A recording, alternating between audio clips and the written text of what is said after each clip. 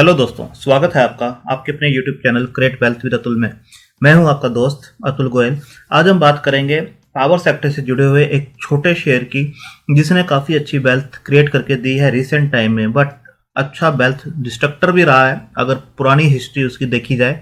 But अब किस level पे वो काम कर रहा है, क्या उसके अंदर अभी कोई बाइंग पोजीशन बनाई जा सकती है, या कहाँ पर हमें रिस्क रिवार्ड रेशियो अच्छा बन सकता है जहाँ पर हमें बाय करें, और फिर टारगेट्स क्या निकल कर आते हैं, क्या कंपनी कुछ टर्न अराउंड कर रही है, क्या उसके रिजल्ट्स हैं, फंडामेंटल कैसे हैं। क्योंकि पेनी स्टॉक में पैसा लगाने से पहले उसके फंडामेंटल्स थोड़े से चेक कर लेने ठीक रहते हैं। अदरवाइज जो बुल मार्केट होती है उसके अंदर ही पैसा लगाना चाहिए, क्योंकि उसके अंदर किसी भी टाइप का शेयर कैसा भी भागता है। सेकंड है कि पैसा उतना ही लगाना चाहिए जितना आपका रात को नींद आ जाए, या फिर जितना आप खो दें तो गम ना हो। तो पोर्टफोलियो का 1% ज़्यादा और उसको भी डाइवर्सिफाइड करके 2-3-4 पेनी स्टॉक में लगाना चाहिए। क्योंकि पेनी स्टॉक में अगर 5 से 10 हज़ार रुपये पैसा आप लगाते हो तो वो अपने आप ही मल्टीपल 2 गुना 3 गुना 4 गुना कर लेते हैं। बड़ी कंपनी बढ़ती कम है बट उसके अंदर पैसा ज़्यादा लगाया जा सकता है, क्योंकि वो 10% 20% की रिटर्न ईयरली देती हैं। बट क्या है, उसके अंदर पैसा आप इवन 10 लाख 20 लाख 1 करोड़ तक भी लगा सकते हो। बट छोटी कंपनी में नहीं लगा सकते हो, क्योंकि उसका कोई फंडामेंटल नहीं है, मैनिपुलेट बहुत ज़्यादा होती है और वो डाउन भी आ सकती हैं। तो बेसिकली आज हम बात करते हैं निफ्टी 50 की। अभी प्रेशर में है, काफ़ी नीचे के लेवल से करेक्ट मतलब कि ऊपर आते हुए रिकवरी करते हुए नजर आया था, बट अगेन एक प्रेशर के अंदर है। 16,268 के आसपास अभी काम कर रहा है। आज डे का लो जो है 16,133 के आसपास का लगाया था। नीचे के लेवल से देखेंगे तो ऑलमोस्ट 125 पॉइंट ऊपर काम करता हुआ नजर आ रहा है। तो आज जो प्रीवियस क्लोज था 16,498 के आसपास का था। बात कर रहे हैं हम जेपी पावर की। 6 रुपये 95 पैसे के आसपास अभी ये शेयर जो है काम करता हुआ नजर आ रहा है। और आप देखेंगे जो इसका ओपन हुआ था 7 रुपये 15 पैसे के आसपास था, हाई 7 रुपये 25 पैसे लगाया, और अभी दिन के लो लेवल के ऊपर ही काम करता हुआ नजर आ रहा है। जैसे आप देख सकते हैं यहाँ पे 6.95। तो 52 वीक हाई जो अभी इसने रिसेंट बनाया था 11 रुपये 15 पैसे के आसपास का, और लो है 2 रुपये 45 पैसे। तो ऊपर के लेवल से अगर देखें तो अच्छा खासा करेक्शन हो चुकी है, ऑलमोस्ट 35% के आसपास की। अगर 5 दिन की बात करें तो ऑलमोस्ट स्टॉक यहीं पर काम कर रहा है, और अगर 1 मंथ की बात करें तो 22-23% के आसपास का करेक्शन हो चुका है। 6 मंथ की बात करें तो 75% अप हुआ है। ईयर ऑन डेट की बात करें तो 4% के आसपास का, यानी 1 जनवरी से लेकर अब तक जो है 4% के आसपास की करेक्शन है। 1 मंथ की बात करें तो 135% अभी भी ऊपर है। 5 ईयर्स की बात करें तो 20%। जैसे मैंने बोला कि अगर लॉन्ग टर्म की बात करेंगे तो इसने काफ़ी वेल्थ डिस्ट्रक्ट भी की है, बट रिसेंट टाइम में एक ऐसे लेवल पर है जहाँ पर वेल्थ बना भी सकता है। तो बात करें इसके मार्केट कैप की तो 47-48 करोड़ के आसपास का मार्केट कैप है। 15 की बुक वैल्यू है, जबकि ये अभी 7 रुपये के आसपास काम कर रहा है, यानी कि लेस देन जो है प्राइस टू बुक वैल्यू देखें तो 0.5 का है। 0.47 के आसपास अभी काम करता हुआ नजर आ रहा है। आरओसी देखें 7.18 की है, आरओई देखेंगे 2.83% की है, जो कि काफ़ी कम है देखा जाए तो। डेट काफ़ी पहले से रिड्यूस हुई है, और उसके बाद से ही कंपनी थोड़ा सा प्रॉफिट्स में आनी स्टार्ट हुई है, क्योंकि जो इंटरेस्ट बर्डन था काफ़ी कम हुआ है। इनका डेट काफ़ी रिस्ट्रक्चर किया गया था बैंकों के द्वारा। तो डेट देखेंगे 5171 करोड़ के आसपास का है। प्लज क्यों है शेयर, ये किसी भी एंगल से ठीक नहीं है। आज के टाइम में देखें तो 87.3% जो है प्रमोटर की होल्डिंग अपनी प्लज की हुई है। ईपीएस देखेंगे तो अभी 0.47 के आसपास का है। इंडस्ट्री पी 64.8 के आसपास का है, जबकि आप देखेंगे स्टॉक का पी 21 के आसपास अभी काम करता हुआ नजर आ रहा है। तो डिविडेंड यील्ड 0 है, फेस वैल्यू 10 की है। तो ये है ओवरऑल इसके फंडामेंटल्स। बट अब हम देखते हैं इसकी बैलेंस शीट किस टाइप से नजर आती है। स्टॉक देखेंगे तो 200 डीएमए के ऊपर ही लगातार काम करता हुआ नजर आ रहा है। अगर अप्रैल 2021 से देखें, यहाँ जरूर इसने ब्रेक किया था, बट अगेन ऊपर ही आता हुआ नजर आया। और अभी जो आप देखेंगे 200 डीएमए 5.83 के आसपास का है, जबकि स्टॉक 7 रुपये के आसपास काम करता हुआ नजर आ रहा है। तो अभी 6 रुपये का एक जो सपोर्ट है यहाँ तक स्टॉक जरूर आ सकता है, क्योंकि इसको टच करता है, यहाँ सपोर्ट लेता है। अगर इसको ब्रेक करता है तो एक स्टॉप लॉस इसके नीचे भी लगाया जा सकता है। तो आप देख सकते हैं जो इसके क्वार्टरली रिजल्ट्स हैं, पिछले 12 क्वार्टर का देखेंगे तो 810 से जो सेल्स बढ़ती हुई 1401 के आसपास ये पहुंचे हैं, और पिछले कई क्वार्टर्स का आप देखेंगे तो ये सबसे हाईएस्ट है इनका सेल्स। ऑपरेटिंग प्रॉफिट्स में कहीं पर भी कुछ भी नेगेटिव नहीं है। आप देखेंगे ऑपरेटिंग प्रॉफिट हमेशा इसके पिछले 12 क्वार्टर से अच्छे रहे हैं। 120 करोड़ का जो ऑपरेटिंग प्रॉफिट था वो 365 के आसपास पहुंचता हुआ नजर आ रहा है, और ये भी हाईएस्ट एवर के आसपास का आप देख सकते हैं पिछले 12 क्वार्टर का। ओपीएम परसेंटेज देखेंगे 15% पे ये जो काम किया करते थे वो अब 26% के आसपास पहुंचता नजर आ रहा है।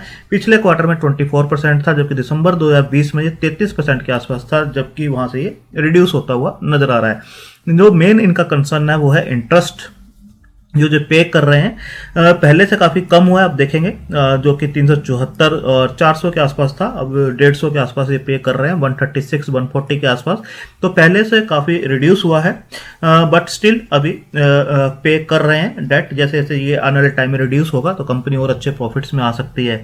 यहाँ पर आप देखेंगे जो नेट प्रॉफिट्स थे वो लगातार माइनस में थे, यहाँ तक पिछले 5 क्वार्टर देखेंगे लगातार माइनस में थे, उसके बाद ये प्रॉफिट्स में आए, यहाँ पर 1-2 क्वार्टर फिर माइनस में गए हैं, तो यहाँ पर प्रॉफिट्स में फिर आते हुए नजर आ रहे हैं जो पिछला क्वार्टर का रिजल्ट था। तो अदर इनकम देखेंगे ऑलमोस्ट 51 के आसपास की जो है अदर इनकम भी इनको आ रही है। इसके बाद देखें ईयर ऑन ईयर जो है 2010 में 691 करोड़ की जो सेल्स थी वो बढ़ती हुई 3300 करोड़ के आसपास पहुंची है। जो टीटीएम है वो भी अच्छा है 4175 के आसपास का।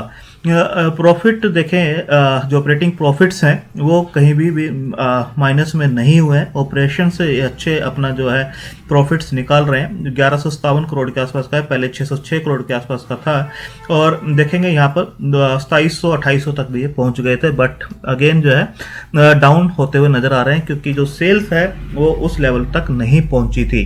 अगर देखें ओपीएम परसेंटेज 88% के आसपास, 92 के आसपास ये काम कर रहे थे, जो कि अब देखेंगे तो 30-31-32% के आसपास ही यहाँ से 2017 के बाद से ये काम कर रहे हैं, और अभी 27% के आसपास का टीटीएम है, और 35% जो है मार्च 2021 इन्होंने क्लोज किया था। अगर नेट प्रॉफिट्स देखें 242 करोड़ के आसपास 2010 में जो था, अभी 267 के आसपास ही है। तो कंपनी बीच में जो डेट जो इंटरेस्ट पे कर रहे थे, आप देखिए यहाँ पर काफ़ी हाई इंटरेस्ट ये जो पे किया है इन्होंने, अब पिछले 3-4 सालों से थोड़ा सा इंटरेस्ट जो है रिड्यूस हुआ है।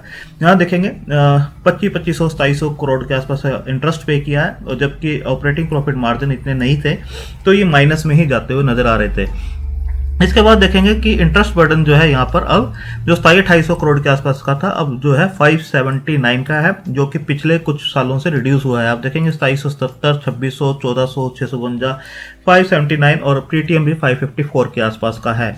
तो आने वाले टाइम में यहाँ से एक टर्न अराउंड स्टोरी बिल्कुल इसकी हो सकती है। आप रिजर्व देखेंगे जो कि माइनस में थे 2020 में, 21 में, और सितंबर 2021 में देखेंगे 3432 करोड़ के रिजर्व्स भी हैं, और वॉरिंग जो है जो डेट है इनके ऊपर जो 23-24 हजार के आसपास चला करती थी वो अब 5171 के आसपास आ गई है, और देखेंगे पिछले 2-3 क्वार्टर में कुछ रिड्यूस होती हुई यहाँ पर नजर आ रही है। फिक्स एसेट्स 14,000 करोड़ के आसपास के हैं, तो फिक्स एसेट अच्छे हैं, जबकि मार्केट जो कैप है इसका 5,000 करोड़ के आसपास का मार्केट कैप है। तो मार्केट कैप से फिक्स एसेट्स इसके अच्छे हैं, जबकि पहले से रिड्यूस जरूर हुए, बट स्टिल 14,000 करोड़ के आसपास के एसेट्स भी हैं। डेटेड एज 87 के आसपास है, थोड़े हायर साइड में है, जो कि बीच में 45 डेज के आसपास भी आए थे तो रिड्यूस हुए थे। प्रमोटर की होल्डिंग जो है 26.02 के आसपास की इसके अंदर बनी हुई है, FII 1.02, DI 23.28। इन्होंने अपना जो स्टेक है काफ़ी रिड्यूस किया। आप देखेंगे जो DI थे यहाँ पर 49% के आसपास जो था, पिछले 12 क्वार्टर का देखें तो काफ़ी हाई था, जबकि यहाँ पर आधे से भी कम इसके अंदर हुआ है। काफ़ी प्रॉफिट बुकिंग इसके अंदर हुई है, जो कि काफ़ी नेगेटिव है। पब्लिक के पास जो होल्डिंग 19-20% के आसपास थी, अब देखेंगे 49% के आसपास पहुंचती हुई नजर आ रही है। तो यहाँ पर DI ने काफ़ी अपना ऊपर के लेवल पे माल जो है या तो बेचा है या प्रॉफिट बुकिंग की है। आप देख सकते हैं कि काफ़ी हद तक जो है DI का इसके अंदर पैसा कम हुआ है। इसके बाद अगर देखें ग्राफ के चार्ट के ऊपर, तो आप देखेंगे कि इस टाइप से, जैसे मैंने बोला कि पहले काफ़ी इसने वेल्थ डिस्ट्रक्ट की है, ऊपर के लेवल से काफ़ी नीचे आया है। यहाँ पर जो चलता था 10 रुपये के आसपास, अगर उससे पहले का भी आप देखेंगे तो ये जो शेयर है आप देखेंगे 90-100 रुपये के आसपास भी चलता हुआ नज़र आ रहा था। अगर बात करें लेवल्स की, अगर वीकली चार्ट पे मैं इसे लगाऊं तो आप देखेंगे कि जो ये शेयर था 125 130 तक भी ये पहुंचता हुआ काम कर रहा था, बट अभी भी जो है 7-8 रुपए के आसपास ही काम कर रहा है। अगर हम अदानी पावर की बात करें तो ये स्टॉक भी लगभग 150 के लेवल से जो है आप देखेंगे 14-15 के लेवल तक यहाँ पहुंच गया था, बट ये है कि ये स्टॉक जो है बाउंस बैक करके द्वारा लगभग 119-20 तक पहुंच गए हैं। स्टिल इस लेवल से काफ़ी नीचे हैं, जो कि लेवल 2011-12 का है। अगर हम टाटा पावर की बात करें तो टाटा पावर भी जो है लगभग 160-150 के आसपास जो काम करता था, वो भी स्टॉक जो है लगभग आप देखेंगे 26-23 रुपए तक गिर गया था, और उसके बाद इसने अपने जो है जो 2008-9 के लेवल हैं उसको भी ब्रेक करता हुआ अब उससे भी ऊपर काम कर रहा है। तो ये जो स्टॉक है गिरे सभी थे, बट ये क्या है, ये रिकवर नहीं कर पाया, इसके साथ अलग टाइप के इश्यूज थे। बट अब देखेंगे आप एक जो इस टाइप का जो ग्राफ बन रहा है, आप देखिए इस टाइप का जो ग्राफ बन रहा है, और ये जो रीटेस्ट हो रहा है, अगर इस लेवल को जो ब्रेक करता है 10 के लेवल को, तो ये एक अच्छा बाउंस बैक आपको दे सकता है। 18 से 20 तक भी ये जाता हुआ आपको नजर आ सकता है। तो काफ़ी अच्छा स्कोप है। अगर कंपनी अच्छा टर्न अराउंड करती है तो आप अपने रिस्क प्रोफाइल के हिसाब से टाइम जो इसे दे सकते हैं शेयर को, तो उसके हिसाब से ही आप इसे अपने फाइनेंशियल एडवाइजर से डिस्कस करके इसके अंदर पोजीशन बना सकते हैं। छोटी क्वांटिटी के अंदर ही इसे लेना है, जब फंडामेंटल चेंज होंगे उसके बाद आप थोड़ी क्वांटिटी अपनी इंक्रीज कर सकते हैं। और लो लेवल के ऊपर अगर 6.5 और 6 के आसपास जाता है तो ले सकते हैं 6 रुपये के स्टॉप लॉस के लगाकर। थैंक यू, धन्यवाद।